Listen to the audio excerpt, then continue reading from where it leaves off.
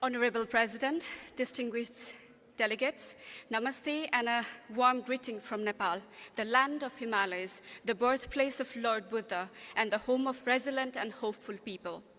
I stand before you today not just as an elected representative, but as a daughter of Himalayas who grew up witnessing inequalities and limited opportunities.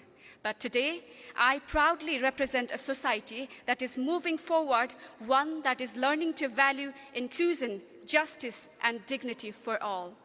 I have seen changes.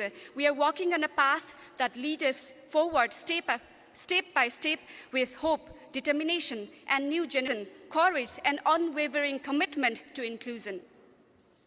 Our sacred duty is to turn the voice of the people into the policy and pain of the people into protection. In Nepal, we are working to institutionalize justice by implementing our own constitution, which we believe is a progressive and inclusive charter of hope.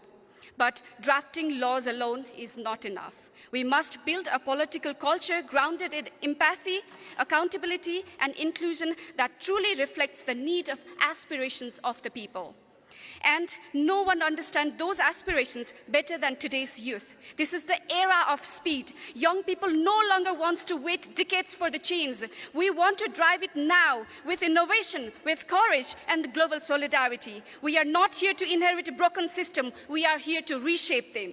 And the urgency, we feel it not just about development, it's about peace too. At a time when parts of the world are falling into war and division, we, the youth, offer another path, one of the peace, unity, and shared humanity. If young people are empowered to lead, even the war can become a history, because we believe in the building a future, not destroying it. We want to protect this planet, not just for ourselves, but for our generations to come. Let us lead for peace, for people, and for the planet. So I urge this assembly to let us bring more people into politics, into parliament, into decision-making positions.